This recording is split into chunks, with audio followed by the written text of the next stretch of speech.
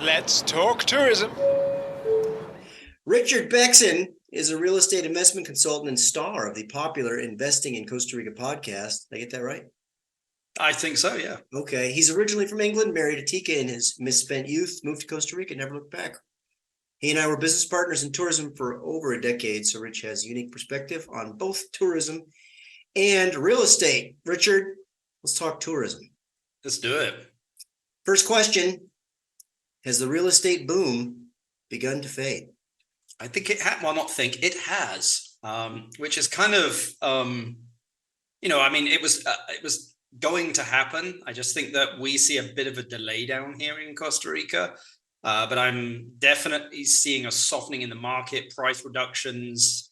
I think what's happening is that from areas like, major tourist areas where real estate was very hot, things kind of spilled over into neighboring areas, Right. like Potrero, like Avianas, Marbella, all these other areas. Now I'm seeing that contract back in to these main tourist areas. In those main tourist areas, prices are still pretty good, but there is certainly some softening, that's for sure. And who do you think, when the dust settles, who are the winners and the losers, whether it's destinations or whatever? I mean, Well, I think the winners are going to be you can see it, your Santa Teresa's and your Nasaras that just saw that huge, spike. I mean, my gut says that I don't know whether Santa Teresa in 10 years will be what it is today, and the demand will be for it in 10 years, just because I think, it's a very fashionable destination and fashion comes and goes. Whereas something like Nosara, I think may stay strong just because of the people that have moved in there. It's a lot of families, middle-aged, elder people where, with generational wealth. So I think that one will probably stay strong. Definitely another area. Ojochao has done very, very well out of it as well. And Uvita, beforehand it was Dominical. Uvita was kind of growing with some small boutique hotels, but has really taken off on the luxury home and vacation rental market. And that has kind of bled down to Ojochao and then bled further down to Tres Rios. But I think that, again, the coastal areas for sure case. I still think that there is, it's a gold mine in some of these mountainous areas where prices really haven't gone up. We're seeing stuff kind of in the Gracia tennis area starting to kind of, creep up a little bit. And a lot of people are still looking to relocate. I think the market's going to stay strong in some areas just because of families looking to relocate. A lot of people are just like, I've had enough. Like, I've made good money. I've had enough. Like, let me get out. And Costa Rica is one of the top places on the list. I've talked about this over more than one beer, but it's still the riddle of the Sphinx. You have this unique knowledge between tourism and real estate. What is it that the real estate people don't get about tourism and vice versa? I think the real estate people don't get is that you actually need some form of like anchor hotel in an area in order to bring guests because then people aren't just building in the middle of nowhere, meaning that like you need to have, God, I don't know. I'm sure that you could probably think of a million hotels here, Case, but right? Yeah, like the Tamarindo Diria. I mean, that was really the first big hotel in Tamarindo. And from that, things expanded. So you need that anchor hotel. And that's why, the Avianas is just getting stuff that flows out from Pania, but there's nothing in Avianas. There's nothing really in Negra. I mean, there is Negra's, the Playa Negra Hotel, but I think you need something a little bit more luxurious and a couple of other boutique hotels in the area. Like, if I was to buy a huge wrath of beachfront land, Case, and develop something, it would have to have one or two, maybe even three hotels there. And I think that that's where something like a Místico, which is south in Esterios area, just south of Playa Hermosa near Jaco, they're just trying to sell real estate and condos, whereas I think you need a hotel there. So there's this constant flow. I mean, you and I have spoken about it constantly, but... It's funny as you say that, the image that comes to mind, if this were the Wild West, you need the train station. Because the train stations where the passengers are coming and going all the time. And that's the thing these big hotels provide, is this regular flow of energy and excitement and dollars, right? That never gets stale. And then you need restaurants, and then you need bars and convenience stores. And then, then the real estate can kind of come. Like, you need to build that for the real estate to be there. So I think that that's what maybe the real estate doesn't understand, is that like in order to develop a destination, rather than just selling that piece of land, that's great, but you're not really developing a destination. You know, and difficult to do when it's all decompartmentalized and people have their own interests, you know. And I think from the tourism side is the opposite case, which is that like, look, hey, tourism guys, that people that own hotels, etc., like you've done the hard work, like develop the real estate, like people want to buy a piece of it. So create something for them, because they go to your hotel, they have this feeling and they want to live that feeling every single time that they come here, but they don't always want to stay in a hotel room. Yeah. Yeah, there's absolutely no point in doing all that hard work and suffering all those years just to drive up the neighboring real estate and not profit, right? Oh, and I get why, you know, a hotelier would probably not want to do it, Case, just because a lot of the time the infrastructure costs are necessary to do it, you know, of putting roads and underground, you know, electricity and water, and like it gets out of their realm. Developing a hotel is one thing, but now you're a developer selling real estate, managing construction, but like there are multiple models to do this, you know, and I know multiple different ones where I'm like, guys, you really don't need that much skin in the game. Right. What's the most common misconception that you hear from potential clients about investing in Costa Rica? Like, what's the first myth you need to dispel? It's cheap. Besides, it's cheap. Right? It's cheap. Access to capital, Case, like I can get a loan or a mortgage. That's like usually a big one. I can exit my property really quickly. You know, again, because of the access to capital, you know, basically loans, which Banco Lafise now is doing. I've got a couple of clients who have gone through Banco Lafise. They've got 65% loan to value loans, but, you know, they're paying 10.5%. But like that's going to dry up as well, man. You know, we've seen this before back in 06, 07. That'll dry up as well. So I think that that's the big misconceptions. And also, Case, you know, I don't know what it happens. And I think I've said it before. If just like people get a little drunk when they're in Costa Rica and just kind of throw their due diligence out the window. Like, you know, you should have extra like sensitive spider senses in Costa Rica. Yeah, you really don't want to go to the courts, right? Yeah, or that like, hey guys, I hear that like XY beach, you know, is going to take off in like 5 and 10 years and have paved roads. Like, it probably isn't. Like we develop really slowly. Like, if what it is now you could live with for the next 5 to 10 years, then that's fine. But like, don't believe the realtors, don't believe the hype. Like, if you can live with how it is, that's how it is. Right. The other good one's always Tom Brady's buying the next beach over. One of those ones. Yeah, I mean, you know, I had a friend come to me and be like, Rich, we should buy some stuff in the mountains because I heard that Tom Brady is buying up in the mountains. And I'm like, so what? Like, yeah. More likely, Tom Brady's personal trainer's girlfriend bought a lot. Yeah, right. Or like, hey, the Four Seasons bought stuff up by Rio Celeste. Like, we should be buying stuff up there in the mountains. And I'm like, look, I mean, how do you exit that quickly? I mean, that's a gamble. That's really is a gamble. It's like playing on roulette table. Yeah. You know, what trends are you seeing emerge? Anything interesting or new that's been happening, or where you see sort of trends moving? Well, I mean, I'm seeing a trend of people buying boutique hotels, Case, you know, that continues to be strong. You know, my advice to them when buying boutique hotels is, do you know what you're getting yourself into? What I've tried to do is convert those boutique hotels with my clients and investors into more like vacation rentals, you know, so you don't have to have all the staff, because as you and I know, having run and owned a hotel, that that wasn't a nightmare. I thought it was just a nightmare that I was having. I look at it as an MBA in hotel management, Case. And inventory control, and like there's all these moving parts. Like a hotel has so many moving parts. It's a complicated machine that needs a lot of love, a lot of attention. You know, and it's just, whether it's 8 rooms or it's 20 or 40, it's exactly the same work. Right. We should tattoo a few of those tenets onto our arms, just so we can never ever. Don't do it again. Yeah, no less than 25 rooms. 25 rooms or none. I think that trend, Case, you know, for sure. God, what other trends have I seen? Maybe, you know, a lot of people are actually building kind of smaller homes. They're not building these massive, monstrous homes. It's kind of, I've seen a tendency towards more smaller, compact, more comfortable homes, especially as, you know, we try to educate clients of like, look, you don't need a 4,000 square foot home. Like, we spend most of our time outside, you know, sunny. Like, inside is great for, you know, midday, etc. But like, you know, sunsets up in the morning, like, you know, you want to be outside. More to AC, more to paint, more to maintain. Yeah. and a lot more investment in those areas, in those, outdoor ranchos, in the barbecue and social areas, and in outdoor dining and the pool itself. A lot more, where I think beforehand a lot more attention was spent in like kitchens and bathrooms and bedrooms. Now it's all outside.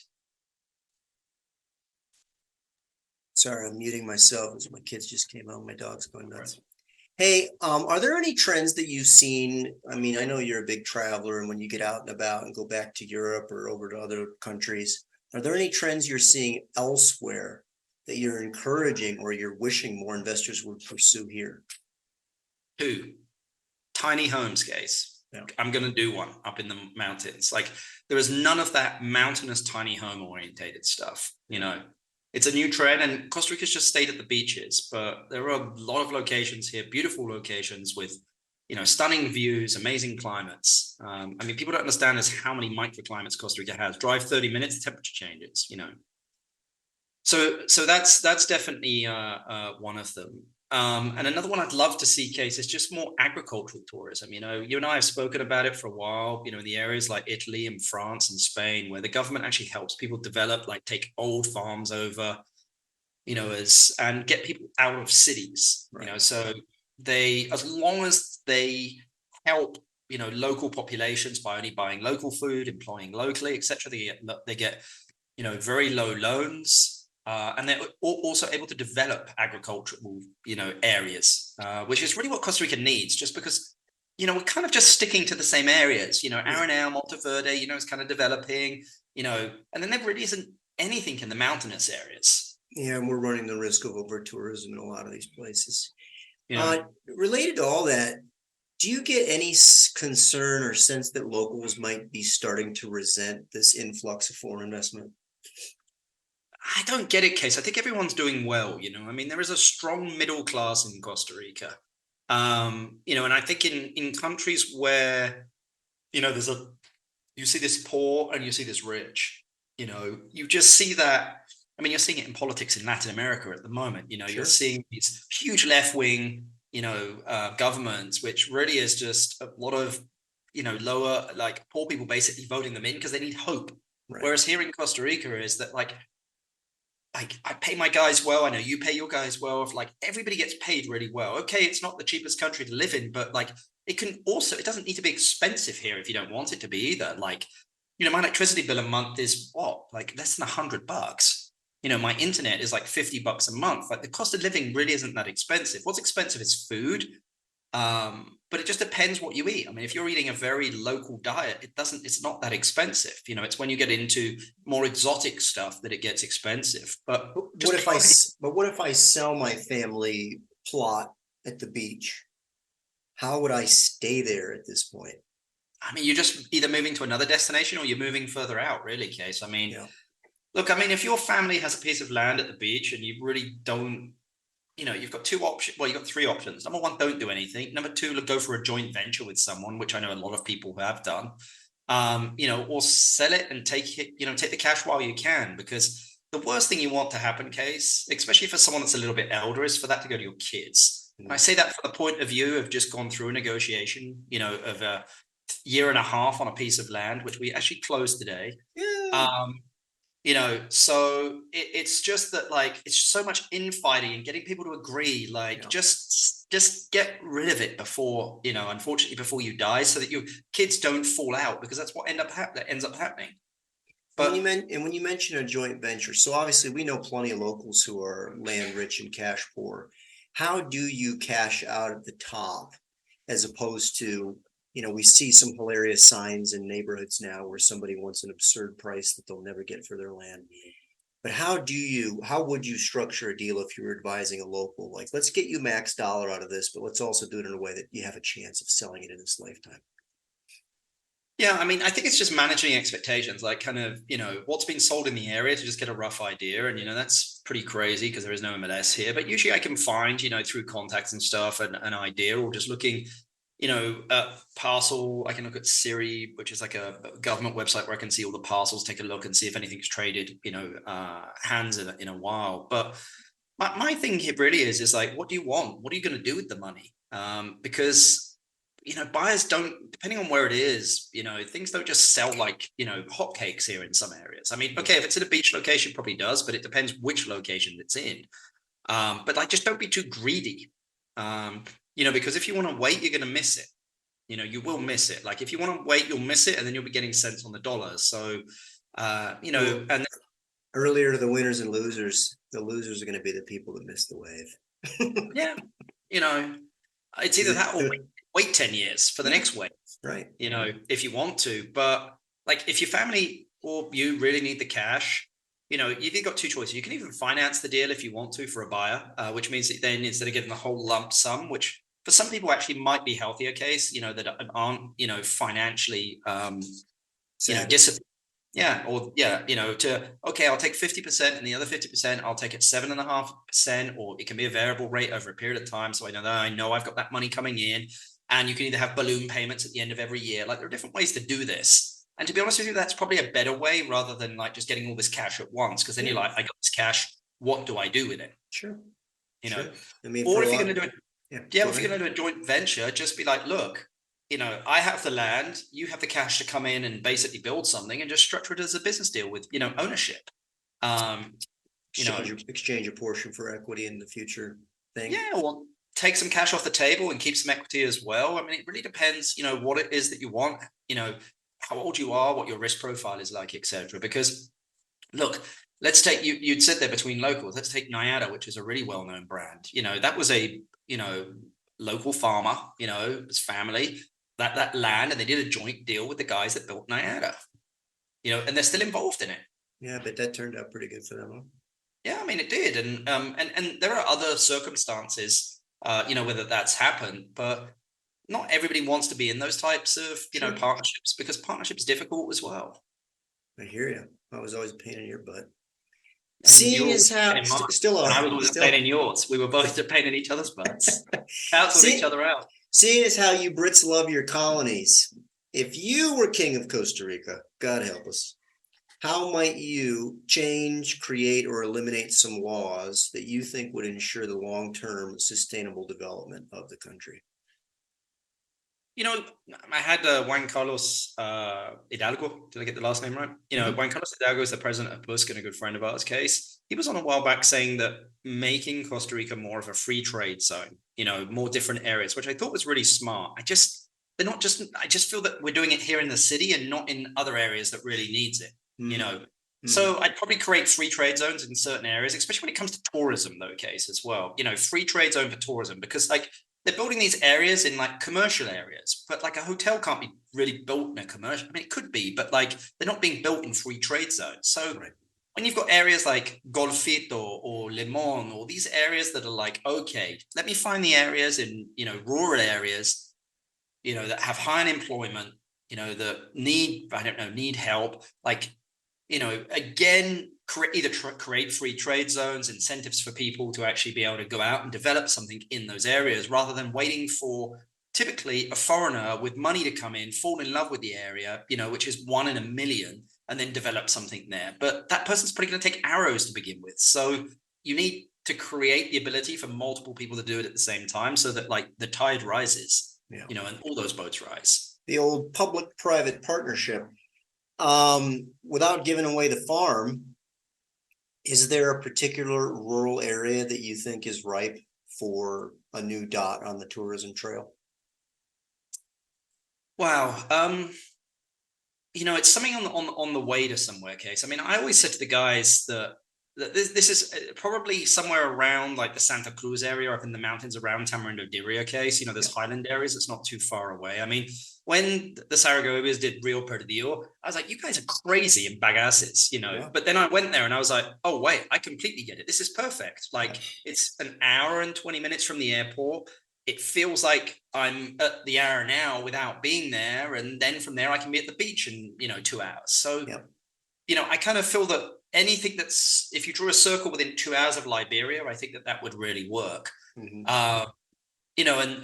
really, the thing with doing anything around the areas of San Jose is just getting anywhere. Like, those southern areas of like, I love the highlands, the Dota, Santa Maria de Dota, Pérez de León, all those areas are just beautiful. Just getting there is a pain, and you can't fly there really. And so it's just not really on the way to anything. I mean, it kind of is if you want to go to Avito or the South, but that case, but I'd maybe find a way to do something like Jim Tamales did in Santa Juana, like something up there in the mountains, maybe above Estorrillos in Portalón, or somewhere in those central Pacific areas, in the mountains a little bit. Yeah. An El Silencio Lodge or something like that, but like in the central Pacific area somewhere, so that I can combine it with the beach. It's going to be fascinating. It seems inevitable that one or more of these regional landing strips is going to go international at some point, right? Well, I mean, they've been trying case in, I think it's, what is it, in Panama Norte or somewhere down there, Sierpe area. There was a big buzz a while back about like the president's been down there. It's going. We're getting an international airport in the south. And I'm like, guys, it's one of the most protected areas in the planet. Getting jets in and out with the wildlife, like I don't know what that's going to look like. You're going to have the activists, down there for sure. And this country just moves so slowly. I mean, it took 40 years to do the 27 case. But wouldn't you think that perhaps at some point the Quepos airport could happen, or the Malpais airport could get international flights? Only saying that then if these beach towns, if more and more tourism like Guanacaste Liberia tourism becomes, I arrive straight to destination, then theoretically their second destination, their other R&all, their other mountain place could end up being closer to these places as you're describing. So for each of these beach destinations, it becomes a fly in, fly out. You need a second place to go, which is why, in what seemed crazy initially, Rio Perdido now seems inevitable, right? Yeah. Go ahead. No, I was just going to, Leo from NIAD and I talked about this a while back because he tried to get, the Aranao airstrip to be an international airstrip and get everything there. He's like, we'll pay for it. But right. I think it goes down to this and it was clear during the pandemic of the government's charter is not to develop tourism in Costa Rica. It's been very organic to today, right? Sure. Like, meaning it's not their number one priority. No. It might not even probably be their top 5 case, to be honest with you. They don't talk about it much. Even though, it's probably a huge percentage of GDP. I mean, I think, what was it? We were saying 13% directly, 29% indirectly or something like that during the pandemic. Nearly half outside of the Central Valley. So that's huge. And they just don't talk about it. And I think that until politicians' case are in tourism, meaning they own tourism assets, I don't know whether we're going to get like the push that we need. No. Because it's kind of just seen as like a foreigner thing, if that makes sense. Meaning to date, it's been foreigners coming in. The national, the first national park, I think, was done by was it a Dutch or Danish person? Yeah, or they think now there's so much momentum, it's unstoppable. That it's going to happen regardless, right? Yeah, I mean, and it gets done in a very controlled fashion. It's very organic, meaning like the government's not controlling it. It's just very organic. And that's Costa Rica. It's just everything's organic. I mean, I always say that Costa Rica woke up one day and was like, wow, we've got penicillin, like we've got this amazing, landscape and brand. And yes, they have developed it, but it was all these decisions that were made, 60, 70 years ago that just really made this country the amazing place it is. And a little bit of luck. Yeah, I mean, tons of luck. Bold prediction time. What do you think is going to happen, Costa Rica real estate, Costa Rica tourism in general over the next 24 months? What do you see is happening next?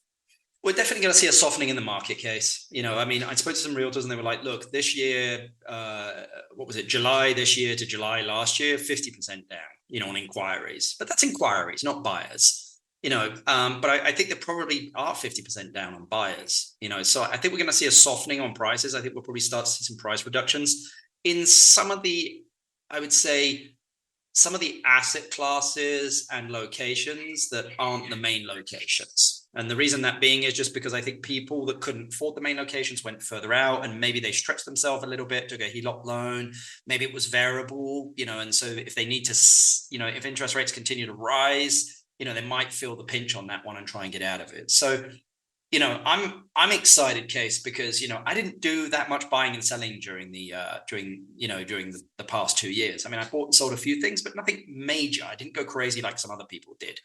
But I just bought stuff that I was like, look, I think over the next, if I had to hold it for 5 years or even 10 years, I'd be happy with that. And that's always my saying.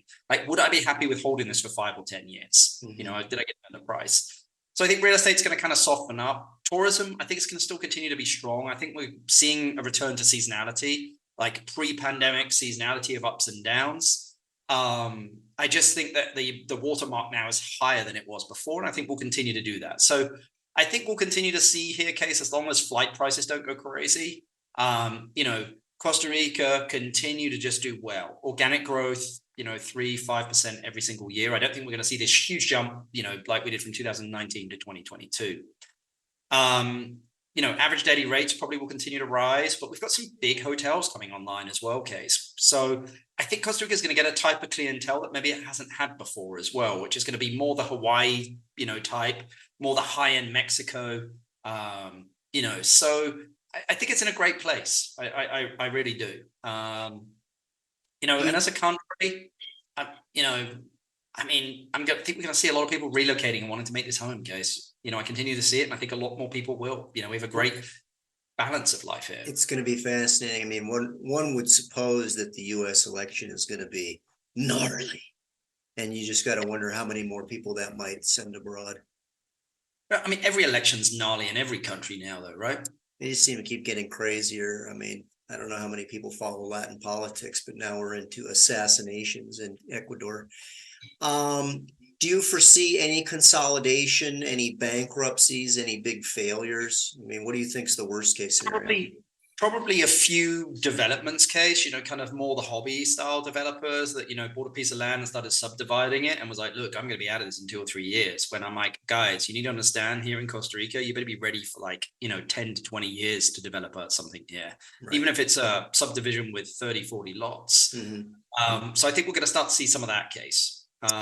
When we talk about large developments in Costa Rica, like what someone envisions in the U.S., trying to think of a random one off the top of my head, but I'm struggling right now. When you think of a big gated community with a hotel and a golf course and condos, in Costa Rica, that's almost one hand, no? I mean, is there anything new-ish? Well, I mean, you've got kind of, I mean, not that you could call the Discovery Project or Zapotao, you know, those ones over there, Zapotao is, but they're kind of really closed gate, really. So it's not kind of open to the public. I mean, newish kind of orientated stuff. Would you put Mystico in that class? Yeah, but they've been around for a while, though, Case. I mean, it's a lot of it's all pre-pandemic stuff. You know, I'm trying to think what stuff we've got kind of post-pandemic that's really kind of come out, you know, during that period of time. Yeah, there's not really anything that really jumps out to me. I'm sure people are screaming at the moment, dude, what about this one? You know, right. But a lot of stuff, you know, people said pandemic saved a lot of the developments here, like Pico and Mar Vista, you know, all these ones around Coco and Playa Hermosa, right. And, you know, Sana and Santa Teresa, and, you know, etc. So, you know, things were just chugging along slowly. And then, you know, the pandemic kind of, when it was released, everybody just came down here and was like, sod it, I'm going to buy a place in Costa Rica. Is there anything sizable in down south now, meaning Dominical or Hochal, any serious project? Yeah, well, look, Ventanas del Pacifico, which has been down there for probably about 25 years-ish, a French-Canadian woman came in and just bought the whole ridgeline, Case, and developed that. You know, she's been developing it over a long period of time. And I have to take my hat off to her because, I mean, it's, what is it, 12 or 13 phases, like subdivisions. Like, it's just like, and I'm like, wow, I mean, put roads in, put water in, put electricity in. It's just a lot of money. Yeah. And even they're only like half sold and half built, you know. So, I mean, there's still a lot of runway in Costa Rica. There's the San Buenas golf course community down there as well, which, you know, has about 70 lots in it, you know, where they want to sell it. I was scratching my head about that one going, that would be interesting to take over, you know, with a golf course, put a hotel on it, and then develop it there because it's already got its condo permits. It's got all the infrastructure in place.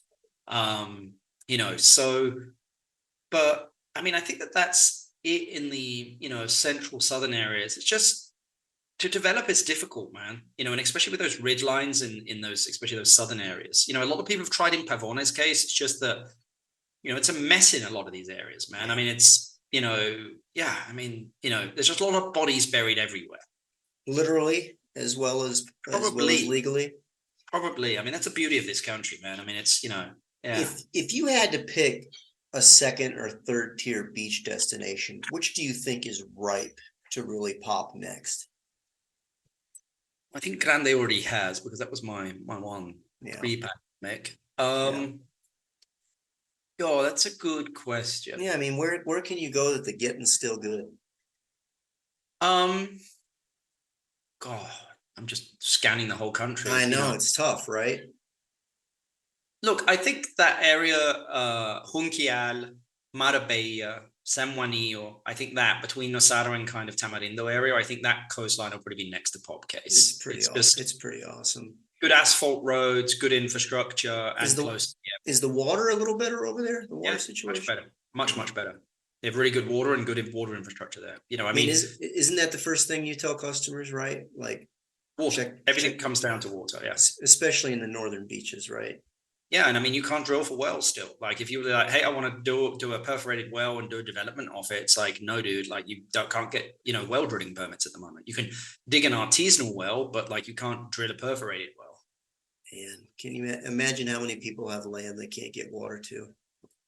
Yeah, I mean, it sucks. I had a piece of land that had water on it, but there was no water association, so I dug a well. And that's how long did that take? like 2 days. I mean, they just did it in 2 days. No, but I mean, for you to get the permits to do that. Oh, you don't need a permit for it now. In case really? the president last year came out and said, "Hey, if anyone wants to dig an artisanal well to build a residential home, you can do. You just need a hydrologist to basically sign off on a bit of paper saying it has a certain flow rate, and you're good to go." Sweet. Every canton, like every county, is different in Costa Rica. So we speak to just every county's local engineer, who's the one approving all the building permits, just to make sure, is because everyone's different. Case like in Osa, when you've got a concession on a river in process, they'll give you a building permit. Whereas in Quepos, they won't do that. And in Guanacaste, they won't do that. Like, there are just certain areas that are a little bit more flexible than others. Right. What's the first piece of advice you give everybody besides don't do it? Don't do it. No, I mean, really what I just, for them, it's just understanding of why they're doing it. And it's good for me to understand of why they're doing it. Like, is this lifestyle? Is this investment? Is it a mix of both? Which one takes, the priority? Just because that's really going to determine, what you end up doing. And does that question throw them sometimes? You're like, well, I didn't think of that. Well, I think it does. A lot of people are like, "Wow, you're like a life coach, Rich." When it comes to this stuff, because I'm like, "Why are you doing this? What's important to you? What's your daily routine? Which people do you like to be like?" Because what I'm trying to do is narrow down the areas for them of where I'm like, "Look, Tamarindo ain't your place because it's probably it's a little too touristy and what would be the word, like strict. Whereas if you're a little bit more hippie and want to be a little bit more present and in the jungle, maybe the southern zone is a little bit more for you. Just trying to get to know people and like, just don't rush. Case it's like, don't rush into anything, and just don't believe the hype. Don't get FOMO. Basically, like, there's tons of land here. There's like tons of opportunity. Like, the next opportunity will come around the corner. Have you found that there are certain U.S. cities or regions that sync with Costa Rican regions or don't sync? Yeah, I mean, look, Californian people do just love, the Southern Pacific area. Mhm. I usually find, Floridians, kind of Texans like the Northern Guanacaste, the Los Sueños kind of, areas, people from New York, the Northeast area. They also like the Guanacaste area and Los Sueños area as well. It's just certain types of, there's certain types of people, like different areas. And yeah, I mean, it's you definitely start to see a certain type of person when you walk around a place. And clients have been like, wow, the contrast between Flamingo, where there's a marina and people walking around in like, flip-flops and shorts and fishing tops and those kind of stuff, to, Uvita, where people are like barefoot and like it's a little bit more, hippie. And but it's fascinating, right? It's fascinating how climate and landscape and certainly architecture attract a different person. Well, but it's also just like in that southern, like central southern area, they just have, it's so fertile that, anything you put in the ground, whereas typically, I was talking about this with a client where, in some areas of the world, you get one harvest. I mean, sometimes in the year we get 2 or 3 harvests. I mean, my avocado tree is going again. Like, we've already had one harvest this year. I'm going again, for another harvest. So I'm like, typically you don't get that in most in most of the world. Right. Yeah. And there's So nothing Rich, better than growing your own fruit and veg and going to pick it. yeah, it's funny. There seems to be this post-pandemic, this compulsion to reconnect with the earth, right? Yeah. Well, Rich, I don't want to take any more of your time, man. That was great. Awesome. Thanks so Appreciate much, it, man. and always fun chatting. Awesome. Have a good one. Let's do it again soon. Definitely. Ciao. Let's talk tourism.